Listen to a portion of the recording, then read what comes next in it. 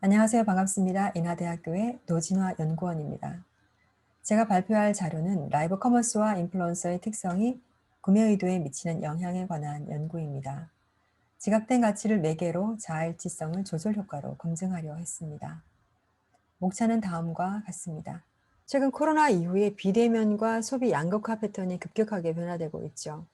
라이브 커머스는 소비의 단순한 사용 가치를 넘어서 효용 가치, 그리고 라이프 스타일이 제시되고 있고, 메타버스와 가상 인플루언서를 통한 인터랙티브 소비 문화로 확장되고 있는 추세입니다. 라이브 커머스는 생방송 스트리밍과 상업을 뜻하는 커머스에 결합하는 단어로서 어, 여러 가지 보고에 의하면 한국 라이브 커머스 시장이 초기에 있긴 하지만 최근 약 3조 원의 시장을 형성하고 있고 2023년에는 10조 원으로 늘어날 것으로 전망하고 있습니다. 이는 이커머스 시장의 전체의 4% 비중이고 구매 전환율도 20%나 상회하고 있습니다. 중국도 마찬가지로 왕홍을 중심으로 한 라이브 커머스 시장이 새로운 패러다임을 만들어내고 있고 또한 구매 전환율도 꽤 높게 측정되고 있습니다. 따라서 기업들도 코로나 팬데믹이 장기화되면서 라이브 커머스를 새로운 유통 채널로서 고객과의 접점 기회로 여기고 있습니다. 나아가 이런 또 AR, VR, 실감형 콘텐츠 기술 개발로 인해서 이런 기술 개발들이 소비자의 취향과 니즈를 충족시키고 또 페이먼트, 배송 이러한 서비스들은 쇼핑 프로세스를 향상시키고 있습니다. 이렇듯 코로나 이후에 소비자들의 변화, 인지, 처리 정보 과정, 그리고 또 의사결정에도 많은 변화를 일으키고 있는데요. 따라서 저는 본 연구에서 선행 연구를 바탕으로 소비자들의 구매 의도에 관한 영향 간의 요인 간의 관계를 파악할 필요가 있다고 생각했으며 또한 라이브 커머스 특성과 인플루언서의 특성, 그리고 소비자들의 구매 의도 관해서 여러 가지 소비 가치에 대한 그 변인들 간의 관계를 연구하고자 했습니다. 연구의 목적은 다음과 같습니다. 앞서 말씀드린 바와 같이 지각된 가치와 자활치성이 소비자들의 어떤 변화된 심리에 따라서 어떻게 구매 의도와 조절하는지, 매개하는지를 차이점을 알아보고자 했습니다. 라이브 커머스 개념은 전자상거래와 인터넷 실시간 방송이 결합된 형태입니다. 가장 큰 특징은 상호작용이라는 것인데요. 아래에 보이는 것처럼 라이브 커머스 모바일에서는 아래에 채팅창이 있습니다. 그래서 인플루언서와 소비자 또는 소비자와 소비자 간에 대화할 수 있는 창구가 열려져 있고 또 판매자는 적극적으로 그 질문에 대한 답을 하면서 같이 놀이하는 어떤 엔터테인먼트의 어떤 형식과 컨셉트를 보여주고 있습니다. 라이브 커머스 특성을 5가지로 나눌 수가 있는데 라이브 커머스 전문형, 포털 중심의 플랫폼 기반형, 그리고 소셜 커머스 플랫폼의 확장형, 홈쇼핑 기반형, 개인 쇼핑몰형. 현재는 개인 쇼핑몰형으로 또 많이 범주가 확장되고 있는 추세입니다. 왜냐하면 기존의 플랫폼들은 까다로운 입점 그리고 어떤 기준들이 있다라고 하면 개인 쇼핑몰은 스스로 뭐 자율성을 가지고 플랫폼의 형태를 만들어 나갈 수 있기 때문에 좀 더 열린 공간이라고 할 수 있지만 반면 또 거기에서 통제되지 못한 변수들이 있기 때문에 또 위험 요인도 가끔씩 보여지고 있습니다. 라이브 커머스를 주로 홈쇼핑과 비슷하다고 얘기를 하는데요. 본질적으로는 비슷하지만 그 커머스 요소적이라든지 환경 요소적에서는 좀 더 많은 차이가 있습니다. 최근 TV 홈쇼핑이 모바일 커머스를 겸하면서 동시에 송출하고 동시에 상담하고 동시에 판매하는 어떤 그런 형태의 새로운 또 플랫폼들을 보여주고 있습니다. 본질적으로는 비슷한 여러 가지가 있겠지만 모바일 라이브 커머스는 실시간 그리고 포맷에 대한 부분들은 좀 더 열려 있고 또 내러티브적이며 쇼 호스트도 좀 더 다양한 사람들이 지원하거나 아니면 참여할 수 있는 형태로 바뀌어 가고 있습니다. 친밀성에 대한 부분도 TV 홈쇼핑은 인지도를 기반으로 하지만 모바일 커머스는 인지도뿐만이 아니라 개인 스토리텔링, 점점 더 팔로워 수를 늘려가면서 충성된 소비자들을 통해서 친밀성을 쌓아가는 그런 또 형태의 새로운 커머스 채널들도 보여지고 있습니다. 상호작용성, 할인, 그리고 장소 구매. 특히 장소에서는 현장의 제약성이 없기 때문에 라이브 커머스는 좀 더 날 것의 느낌이라고 보여지고 있습니다. 시장 및 현황에 대한 부분들은 당연히 온라인 쇼핑 거래액에 따른 증감에 따라서 라이브 커머스도 상승하고 있고요. 또한 그 국내를 대표할 수 있는 네이버와 카카오는 IT 기반의 포털 사이트를 기반으로 한 플랫폼이기 때문에 요즘 들어서 특히나 더 메인 채널에 쇼핑 라이브를 광고를 하거나 푸시라든지 알람 서비스를 적극적으로 하고 있는 것들을 보여주고 있습니다. 우리나라는 TV온 이후로 전문 플랫폼은 그립이 처음인데요. 여기서는 그리퍼라는 제도를 도입해서 채널 간의 매개체를 이용할 수 있는 그런 여러 가지 시도들을 하고 있는 것으로 보여지며 재미라고 하는 부분들을 많이 소구하고 있습니다. 또한 국내 라이브 커머스에는 뭐 쿠팡, 유통 채널을 기반으로 하거나 CJ온 아까 말씀드린 대로 홈쇼핑을 기반으로 하고 있고 특히나 물류 택배 서비스까지 논스톱으로 할 수 있는 시스템들을 구현하는 부분들이 라이브 시장으로 적극적으로 진출해내고 있습니다. 국외 라이브 커머스 시장은 중국으로 기본으로 하고 있고요. 워낙에 시장이 크기 때문에 인구만큼 어떤 그 광군절이라든지 그 매출은 상상 이상의 매출을 가져가고 있습니다. 타오바오에서는 마윈이 출연해서 판매를 한 적도 있고 또 아마존에서는 미국을 중심으로 하고는 있지만 아직까지 미국은 라이브 커머스 시장에 대한 부분들이 활성화되어 있지는 않는 것 같습니다. 변천사도 1.0 시대에서 4.0 시대로 변하면서 적극적으로 다양한 그 시도들이 보여지고 있는데요. 예를 들어 CEO라든지 아니면 철학이라든지 브랜드 스토리라든지 스토리텔링을 기반으로 한 엔터테인먼트 위주로 변화하고 있는 추세입니다. 라이브 커머스 시장의 미래에 대한 부분들도 AR 시장 그리고 VR 시장을 봤을 때 앞으로는 인공지능을 기반으로 한 가상 인플루언서들이 많이 활동할 것이라고 여겨지며 또한 이러한 부분 때문에 통제에 대한 부분들도 많이 이야기가 되고 있어서 앞으로 주목되는 추세에 있습니다. 라이브 커머스에 대한 선행 연구를 조사를 했을 때 연구자와 주제와 비교를 통해서 구매 의도에 관한 연구들이 주를 이루고 있었습니다. 연구의 대상은 대부분 타오바오였습니다. 그리고 이용 의도에 관한 연구, 그리고 심리 요인에 관한 연구, 산업에 관한 연구도 주를 이루고 있었습니다. 따라서 저는 구매 의도에 영향을 미치는 요인 중에서 기존에 연구하지 못했던 지각된 가치, 내가 어떤 제품과 서비스를 접했을 때 어떤 가치를 가지고 있느냐는 그 부분과 또한 그 자아일치성에 대한 부분, 이것이 나의 실제적 자아와 이상적 자아에서 나하고 얼만큼의 일치도가 있는지에 대한 부분들을 좀 더 심리적으로 접근을 해서 코로나 이후의 소비 패턴에 대한 변화와 관계를 파악해 보고자 했습니다. 라이브 커머스의 특성에 대한 부분입니다. 연구자들은 라이브 커머스를 구분하고 특성하고 있었는데 예를 들어 소셜 미디어 콘텐츠는 연구자들이 아래와 같이 연구에 대한 특성들을 구분을 했고 블로그, 1인 미디어 개인 방송, 라이브 커머스에 대한 부분들도 각자 그 연구하는 연구의 콘텐츠 플랫폼의 특성에 따라 분류를 하고 구분하고 있었습니다. 저 또한 라이브 커머스가 네이버 쇼핑 라이브를 대상으로 했지만 이것도 나중에 연구의 한계에서 말씀드릴 테지만 이 플랫폼이 이 라이브 커머스를 전체를 대표할 수는 없다라고 여겨집니다. 그럼에도 불구하고 이 연구자들을 대상으로 라이브 커머스의 특성을 세 가지로 정보성과 오락성과 경제성으로 구분하여 연구를 진행하였습니다.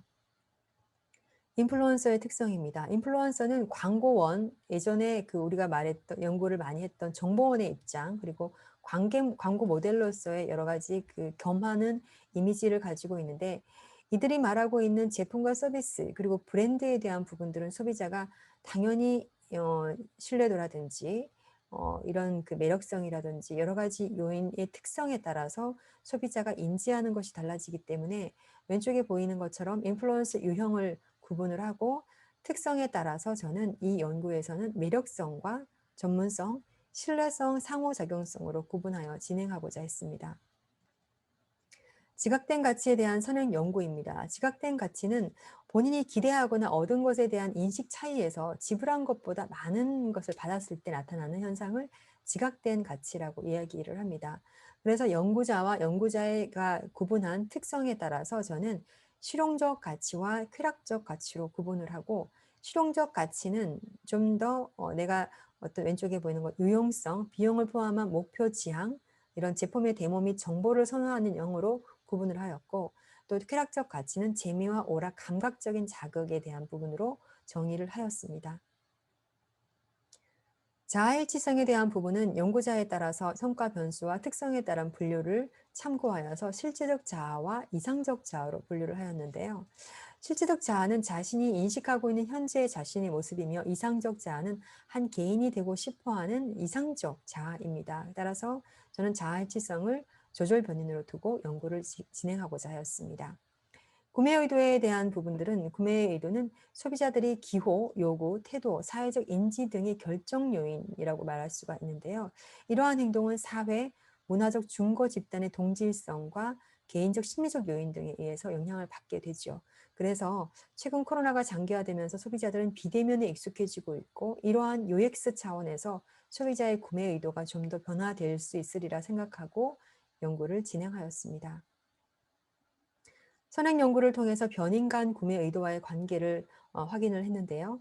라이브 커머스의 특성이 구매 의도에 미치는 영향, 그리고 인플루언서의 특성이 구매 의도에 미치는 영향, 지각된 가치가 구매 의도에 미치는 영향, 자아일치성이 구매 의도에 미치는 영향들에 대해서 연구를 하였고, 지각된 가치도 마찬가지입니다. 라이브 커머스 특성이 지각된 가치에 미치는 영향, 그리고 인플루언서의 특성이 지각된 가치에 미치는 영향, 자아일치성이 지각된 가치에 미치는 영향, 선행 이론을 바탕으로 이 변인들 간의 관계를 검증하였으며, 제가 가설로 설정하려는 부분들에 대해서도 다시 한번 이 관계를 확인하였습니다. 연구 방법입니다. 연구 방법은 최근 1년간 라이브 커머스를 시청했거나 구매한 적이 있는 320명의 일반인을 대상으로 하였습니다. 조사 기간은 약 일주일간 실시하였고, 온라인 설문지를 배포하여서 SPSS 빈도 분석, 요인 분석, 상관관계 분석과 다중 회귀 분석, 3단계 회귀 분석과 위계적 회귀 분석을 실시하였습니다. 네, 설문의 변수와 도구, 요인, 문항, 출처는 다음과 같습니다. 연구 방법에 대한 변수의 조작적 정의와 측정 도구의 구성 체계는 구매 의도, 라이브 커머스의 특성, 그리고 인플루언서의 특성, 지각된 가치, 자아일치성에 관해서 변수를 정의하였고 개념을 정의하였으며, 출처에 따라 문항수와 체계를 기술하였습니다. 연구 모형 및 가설입니다. 라이브 커머스의 특성이 지각된 가치에 미치는 영향, 인플루언서 특성이 지각된 가치에 미치는 영향을 H4, H5, H3는 구매 의도에 미치는 영향, 그리고 특성이 구매 의도에 미치는 영향, 각 H1과 H2로, 자일치성이 이것을 조절하는 것은 H7.1, H7.2로 하였고, H6.1, H6.2는 지각된 가치가 조절하는 매개 효과를 나타내는 것을 가설로 설정하여 오른쪽과 같이 가설에 대한 부분들을 나열하였습니다. 연구 결과입니다. 표본의 인구 통계학적 요소는 다음과 같습니다. 인구 통계학적 요소로 성별은 남과 여, 그리고 연령별로 구분하였고, 최종 학력, 직업, 월평균 수입으로 정리하였습니다. 연령별로는 41세에서 50세가 가장 많이 참여를 하였고, 여성이 167명으로 많았으며, 최종 학력은 대학교 졸업이 204명으로 가장 많았습니다. 직업으로는 회사원이 가장 많았으며, 월평균 수입은 200에서 400만 원이 가장 높았습니다. 시청 형태는 이용 실태입니다. 이용 빈도는 월 1에서 2회가 240명이었고, 시간은 30분 이하, 시간대는 저녁 시간 6시에서 10시, 밤 10시대가 가장 많았습니다. 구매 상품은 패션 제품이었습니다. 그리고 그 다음으로는 푸드, 라이프 순이었습니다. 구매 비용은 1에서 5만 원이 171명, 구매 비용은 6만 원에서 10만 원이 91명 순으로였습니다. 연령별 구매 품목을 다시금 정리를 했을 때, 30세 이하 이렇게 연령별로 쭉 있을 때 패션이 아까 좀 가장 높았다라고 얘기를 했는데요. 31세의 경우에는 패션과 그리고 라이프, 그리고 푸드, 키즈에 대한 부분도 높게 나타났습니다. 41세에서 50세는 테크레저가 가장 패션 다음으로 나름대로의 그 높은 수치를 보이고 있었고요. 네, 따라서 각 연령별로 대체적으로는 패션 제품이 가장 많았으며 그 나이에 따라서는 뷰티 키즈, 테크레저가 제외되는 부분들도 있었습니다. 타당성 및 신뢰도 검증입니다. 라이브 커머스의 특성과 인플루언서의 특성, 그리고 지각된 가치에 대해서 요인 간 문항과 그리고 성분 분석을 통해서 요인 1, 2, 3를 분석하였을 때 각 요인의 적재치는 0.40 이상으로 나타나서 타당성이 검증된 것으로 판단하였으며 신뢰도는 0.06 이상으로 나타나서 문제가 없는 것으로 나타났습니다. 또한 각 요인 분석을 통해서 변수의 선정이 양호한 것으로 판단했습니다. 자일치성과 구매 의도도 마찬가지입니다. 기술 통계 분석 및 상관관계 분석입니다. 기술 통계는 본 연구에서 각각의 특성과 그 평균, 표준 편차를 산출하였고 변인들이 정규성 가정을 충족하는지를 살펴보기 위해서 외도 및 첨도를 산출하는 결과 외도와 첨도 값이 절대값이 3과 7을 넘지 않아서 정규성 가정에 충족한다고 할 수 있으며 또한 상관관계 분석에서는 특성과 하위인 요인 간에 통계적으로 유의미한 상관관계가 있는 것으로 나타났습니다. P값은 0.001이었습니다. H1, H2에서 라이브 커머스의 특성과 인플루언서의 특성이 구매 의도에 미치는 영향에 대한 관계입니다. 여기에서 표준화 계수는 정보성, 오락성, 경제성 이렇게 보시면 오락성 그리고 정보성, 경제성 순으로 구매 의도에 미치는 영향의 관계를 나타내고 있었습니다. 인플루언서의 특성은 신뢰성 그리고 정보 상호작용성, 매력성, 전문성으로 구매 의도에 영향을 미치고 있었습니다. H3 지각된 가치와 구매 의도와의 관계에서 실용적 가치와 쾌락적 가치는 표준화 계수에서 0.335, 0.365로 유의미한 영향을 미치고 있었습니다. H4에서 라이브 커머스 특성과 지각된 가치와의 관계에서 표 38의 표준화 계수를 보면 라이브 커머스의 특성, 정보성과 오락성과 경제성은 실용적 가치에 영향을 미치고 있었습니다. 또한 표 39에서 표준화 계수, 정보성, 오락성, 경제성이 쾌락적 가치에 미치는 영향에서 오락성, 경제성, 정보성이 쾌락적 가치에 영향을 미치고 있었습니다. H5에서 인플루언서의 특성이 지각된 가치에 영향을 미칠 것이라는 가정에서 인플루언서의 특성, 전문성, 상호작용성, 신뢰성, 매력성은 실용적 가치에 영향을 미치고 있었습니다. 상호작용성, 신뢰성, 매력성은 쾌락적 가치에 영향을 미치고 있었습니다.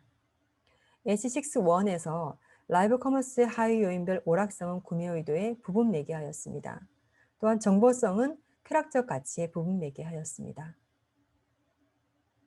H6-2에서 인플루언서의 특성 하위 요인별 전문성, 매력성, 신뢰성, 상호작용성은 실용적 가치와 쾌락적 가치에 모두 부분 매개하였습니다.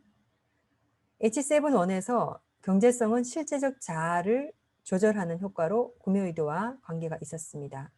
정보성은 이상적 자아의 조절 효과로 구매 의도와 관계를 나타내고 있었습니다. H7-2에서 인플루언서의 특성 전문성은 실제적 자아를 조절 효과로 구매 의도와의 관계를 조절하고 있었으며 매력성은 이상적 자아를 조절 효과로 구매 의도와의 관계를 나타내고 있었습니다. 연구 결과는 가설 검증 요약 결과 다음 표와 같습니다. 네, 결론입니다. 최근 코로나19 속에서 소비시장은 많은 화두를 가지고 있고 비즈니스 모델에도 많은 변화를 보이고 있습니다. 라이브 커머스 시장이 괄목할 만한 성장세를 보이고 있고 따라서 본 연구가 구매 행태에 주목하여서 효과를 검증한 데에 의의를 가지며 본 결론을 말씀드리겠습니다. 첫째, 라이브 커머스 특성과 인플루언서 특성이 구매 의도에 미치는 영향에서 여러 가지 유의미한 상관관계를 나타냈는데요. 이러한 요인들은 소비자들이 코로나19로 인해서 사회적 심리적 거리, 제한된 욕구를 라이브 커머스를 통해서 더욱더 감각적이고 기분 전환용으로 욕구를 충족시키려 했던 것으로 보이고 있습니다. 또한 인플루언서의 특성 중에서 신뢰성과 상호작용성이 높았던 이유는 그동안 전자상거래가 실제를 제시해주지 못했다는 아쉬움을 한계를 극복한 데 이런 효과가 큰 것으로 보입니다. 두 번째, 라이브 커머스 특성과 인플루언서의 특성이 쾌락적 가치와 또한 실용적 가치에 영향을 미치는 것에 대한 결과로서, 실용적 가치는 쇼핑을 통해서 원하는 상품을 찾고 또 효율적인 시간과 정보의 유행성에 대한 가치라고 한다면, 쾌락적 가치는 감성적인 만족감, 유의적인 속성을 가지고 있는데요. 이러한 욕구들은 카테고리에 따라 틀리기 때문에 향후 이런 부분들도 연구가 필요해 보입니다. 셋째, 지각된 가치의 매개 효과를 분석한 결과 실용적 가치와 또 쾌락적 가치에 대한 부분들을 요약하였을 때, 어, 라이브 커머스에서의 어떤 시간 절약이라든지 할인, 여러 가지 정보성과 경제성이 높다고 할 수 있으며, 오락성의 부분 매개는 지각된 가치와 상관없이 소비자 구매 행동에 충족시킬 수 있는 요인이라고 볼 수 있다고 해석하였습니다. 넷째, 또한 인플루언서의 특성과 구매 의도 간에서 지각된 가치를 매개한 결과 실용적 가치와 쾌락적 가치에도 여러 가지 부분 매개가 나타났는데요. 이는 인플루언서의 특성이 구매 의도에 직접적으로 관계한다고 해석할 수가 있겠습니다. 다섯 번째, 자아일치성에 대한 부분들은 여러 가지 결과로 나타났습니다만, 자아일치성은 지식의 욕구, 학습의 욕구뿐만이 아니라 내가 그 상품과 어떤 인플루언서가 나와 얼만큼 일치하느냐에 따라서 중요한 가치 축도가 되어지기 때문에, 향후 매력적인 정보원의 이미지라든지 브랜드의 이미지는 굉장히 중요한 제품의 평가 요소로 여겨질 수 있을 것이라는 결과로 해석하였습니다. 학문적 시사점과 실무적 시사점입니다. 라이브 시장이 확장됨에 따라서 적절한 시의성이 있는 연구 결과라고 저는 판단하였으며, 또한 라이브 커머스에서 나타나는 채널과 소비 가치가 코로나 이후에 많은 달라지는 현상들을 나타나고 있는데요. 이러한 현상들이 소비자의 태도에, 경험에 직접적으로 관련이 있다는 것을 밝혀냈다는 데 의의가 있습니다. 또한 이상적 가치를 창출하는 요인이었던 자아일치성을 조절 효과로 두었을 때, 이상적 가치는 결국 소비를 통해서 실현하려는 이상적 가치의 최종착이기 때문에, 이러한 연구 분석은 앞으로 소비자와 또한 인플루언서의 간의 코 채널 역할로 중요하다는 것을 시사하며 결론을 마칩니다. 연구의 한계점입니다. 연구의 한계는 네이버 시장을 제가 분석을 했지만, 국내 라이브 시장이 초기이기 때문에 각 나라에 따른 다른 개념적 정의와 분류의 차이가 나고 있고, 또한 네이버가 이 플랫폼을 대표를 할 수 없다라는 또 한계점을 가지고 있습니다. 응답자의 가장 많은 비율이 있었던 41세에서 45세 참여율이 높았던 것은 지금 현재 라이브 커머스를 주 대상으로 하고 있는 밀레니얼 세대와 좀 더 동떨어진 개념이기도 하지만, 인구 통계학적인 그래서 효과를 배제할 수 없어서 아쉬움이 있습니다. 더불어 지각된 가치와 자아일치성에 대한 심리적 요인도 광범위하기 때문에 향후 내적 변수들을 고려하여 연구를 확장하는 데 필요가 있겠다라는 말씀을 드립니다. 또한 향후 연구에 대한 제언도 콘텐츠 측면에서 좀 더 세부적으로 접근을 하거나, 또는 인플루언서가 진행하는 메시지 커뮤니케이션에 대한 연구, 그리고 실시간 채팅에서 좋아요라든지 팔로우를 할 수 있는 팔로우십에 대한 행동 특성에 대한 연구라든지, 아니면 기술 수용과 구매 과정의 구매 의도 간의 연구도 필요해 보입니다. 따라서 이러한 연구는 국내 라이브 커머스에 대한 소비자의 이해도를 높이고 기업이 전략적으로 디지털 마케팅 활동에 도움이 될 것이라고 제언하며 본 연구를 마치겠습니다. 네, 그동안 들어주셔서 감사합니다. 감사합니다.